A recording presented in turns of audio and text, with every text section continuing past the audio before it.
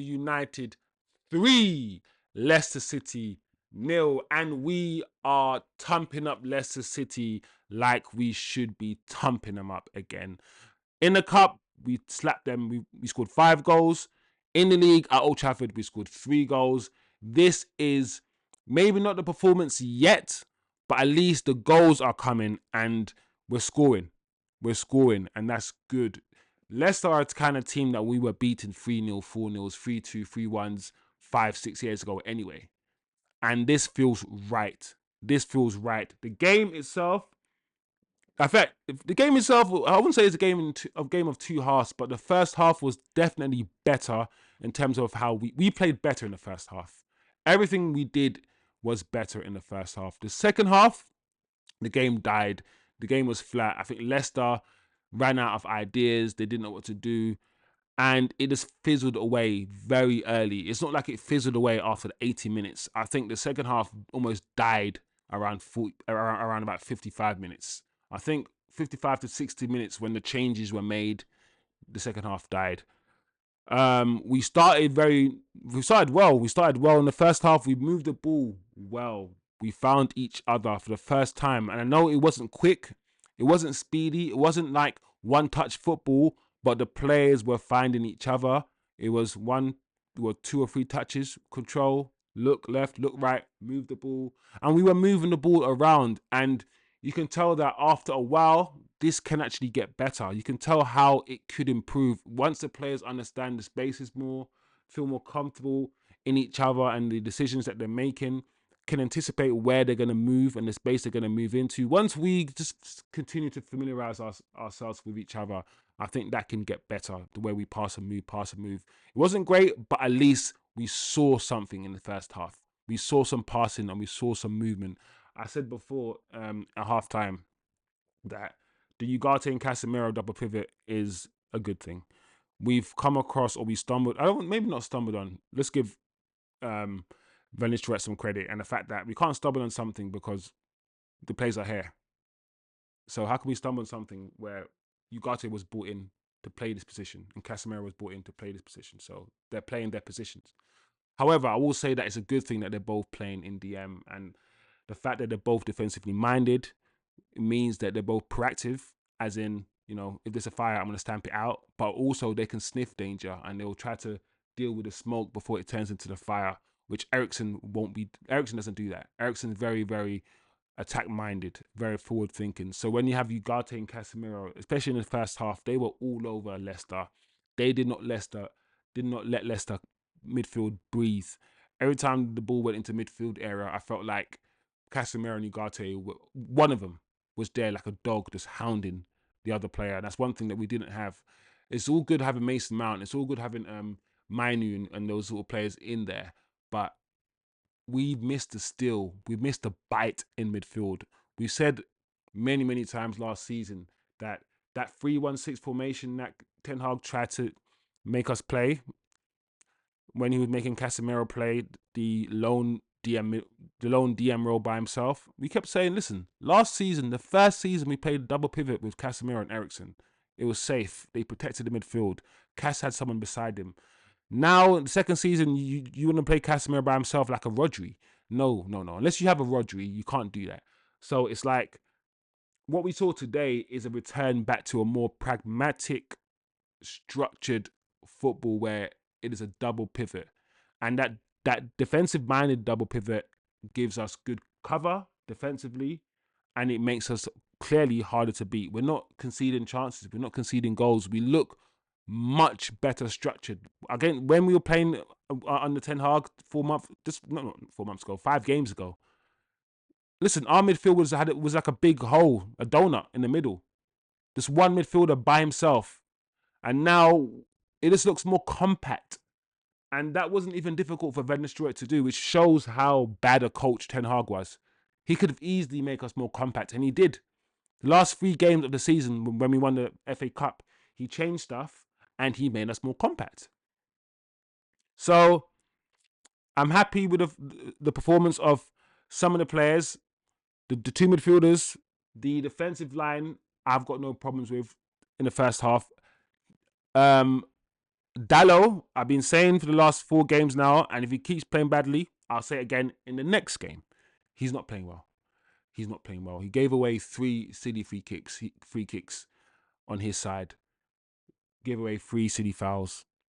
And Ndidi, anybody but Ndidi would have scored that chance. He was through on goal. He was played onside by Dallo. And I've said this now, like I said, 4 games in a row. Dallo's not actually playing well. He was our player of the season. Let's keep an eye on Dallo. Let's keep an eye on this. I don't know if it's a concentration thing, if it's because Dallo for me is not a technical thing. Dallo's a good footballer. For me, I feel like Dallo's his concentration goes missing sometimes. So he didn't have a great game today. The rest of the back four and the goalkeeper, fine. I've got no issues. The double pivot, Ugarte, Cass, great game. Rashford, he was quiet today. We wanted Rashford to play instead of Garnacho, and to be fair, he didn't offer much more at all. So I'm kind of seeing now why Garnacho plays, but Garnacho's not good either. So personally, Ahmad was really good. Ahmad was probably our best attacker in the first half. He once again, just like everyone else, he fizzled out in the second half. But in the first half, like his touches, his movement, his awareness, his understanding, he is better than all the wingers that we have at the football club. He is. And the idea that he wasn't even playing last season as much, he was benched for Forsen, a guy that can't even get into. He's been sold and he can't even get into the team that he's been sold to. So the fact that this guy couldn't even get into the team and he is our best winger shows how bad the manager, how bad Ten Hag is. And I just pray that Ten Hag's replacement plays him. I pray he gets played, because if he doesn't get played, then if I was Ahmed, I'll leave. I would leave. He's our best winger, and this football club, I think, shown time and time again that they don't always like technical footballers. They don't. Sancho should not have left the club before Garnacho and before Anthony and before Rashford. He should not have. He's 23 years old, Sancho. He's a baby still. Like, Rashford is 28. Like, what we doing here? It's crazy. But it is what it is, guys. It is what it is. Bruno scored the 2 goals today, and I'm happy for Bruno. I think it was his 250th game or something, or 150. One of those. I don't really care, because I'm not one of those fans that I appreciate Bruno, but I'm definitely not one of those fans who think his farts don't stink and he's the best signing since this and he's the best. No. I'm not one of those content creators. I'm somebody who objectively looks at Bruno, watches him, understands his limitations, understands that he's not as good as most United fans think he is, but his numbers, the numbers that he puts up are really good. His goals and assists will always. I say that actually, but I'm pretty sure last year his GA wasn't that great. But either way, the point I'm making is his GA will save him. I'm not saying he's rubbish. I'm not gonna go as far as other content creators and say Bruno is crap, because he's not. He's just not that good. That's all. And I think playing football through him over the last 3 years. You know, when you play football through a player, and then you can't imagine ever not playing football through that player, so to the point where you're like, we can never do anything without Bruno. We can't do anything. We spent so long playing the Bruno hoofball. Everything goes through Bruno because he's the number 10, which means the identity of the football that we play is his football, because he's the centerpiece of the football. He's that number 10 role. He is the He's the linchpin, whatever. The maestro, the guy at number 10, right? So everything goes through him. And then the minute we get him or get away from him and put someone else there or set up a different system, we will see a different Man United. We will.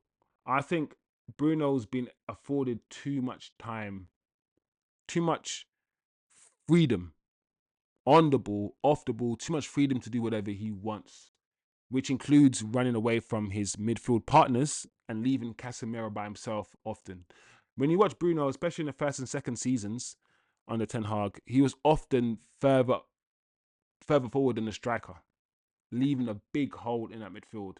When you watch today's performance, I beg you guys watch today's performance, and you will see Bruno. He didn't play that high. He played high enough because he's still, the furthest central midfielder. But a lot of the times he was there in that midfield scrap with Casemiro and Ugarte helping them out, which is different. He's not usually around he's a midfielder who doesn't play midfield. He's a midfielder who plays as a second striker when he should be playing as a number 10, more like Odegaard, rather than a second striker. It is what it is anyway. But second half, like I said, nothing really happened. Nothing really to talk about with regards to the second half. The game dripped on, made some changes, took off Rashford, put on Sancho. I wish. Got Nacho. And the game fizzled out. Xerxes came on, made a few nice touches. Højlund, I don't think I've spoken about Højlund, but I think I spoke about him during the game. Højlund's Højlund. Højlund is, once again, he's going to get this treatment where he's protected by the club. The club spent £75 million on him, and he scored he scored like 15 goals in like 60 games. £75 million. Whereas Anthony, similar age, 22, 23, £80 million. He's not been afforded the same sort of time and leeway. I don't know what's happening here. I feel like we're watching a striker that's not even good enough to play for Aston Villa. And we're watching that striker play for our club. And we're watching our fan base not just say what they're seeing, where it's more hope, it's more feeling. Oh, I want Højlund to do well. Oh, Højlund this and Højlund that. It's all this emotional stuff rather than, do you know what? That's the stuff that's been holding us back. That holding on to Fergie and holding on to Rashford and holding on and hope. If we were just ruthless and said these players are not good enough, let's get rid, let's keep moving, I think we'll be in a much better position than we are right now. I honestly do. Anyway, guys, that's how I thought of the game. That's how I saw the game. All in all, good performance. We're going in the right direction. I'm happy that Van Nistelrooy is gone now because I want to see something fresh. I want to see something new. And I'm nervous that if Van Nistelrooy was staying, he might play a similar type of football to Ten Hag. That's what I'm nervous about. So I'm glad that Van Nistelrooy is leaving. I don't think he's going to stay under the new manager. I mean, all this talk about him staying in whatever capacity he can, I'm like, whatever, man. Listen, if I'm the new manager and I know that you want my job, you've said it many times, you want to be the manager. And I'm going to make you be my number 2 when I know you want my job. That don't make no sense. I'm not going to keep you around. So I can see, regardless of what Van Nistelrooy says, I can see him moving, But we will see. This is the last game of his. The new manager is arrived. He will arrive on the 11th. So when's that? Tomorrow. Boom. Monday. So new era begins Monday, people. Let's be optimistic. Let's be optimistic. Let's not gas ourselves because we've done this with Ten Hag, we've done this with other coaches and other managers, but we can still be happy, still be optimistic for what this manager could potentially do. So new era starting Monday. Nice game to finish off Van Nistelrooy's tenure. Good result. Good goals from the guys. Casemiro, Ugarte, and my guy, Ahmad, for me, stood out in terms of performances. 2 good goals from Bruno. And yeah, we keep it moving. Hold tight, Faz. I see you, bro. I've commented on your Twitter. You know what I'm saying? These snakes, these guys, these crybabies. Don't watch them, man. Because at the end of the day, they wish they could say these things to these players. They just want to worship them. They want to cuss them when they're at home. Go on YouTube and say whatever they want to say, but in their faces, they're not going to do it. They're not going to say the same things to their faces. So what is that? Is that hypocrite? Does it make them fake? I don't know. You fill in the gaps. It is what it is, guys, but we keep it real here. 100% authentic. It is what it is. You see what you see is what you get. We say what we see, not just how we feel. Emotional motherfuckers. Anyway, it is what it is. Peace out, guys. Enjoy your week. Have a good week at work, at school, at college, whatever you're doing. Stay locked, stay tuned. International break dead out. So I don't blame you if you fly out for a week and come back because nothing else is going on. Anyway, smash the like, turn on notifications, subscribe, share the video, people. Big up yourselves. And yeah, I'll speak to you guys next time. Peace. Love.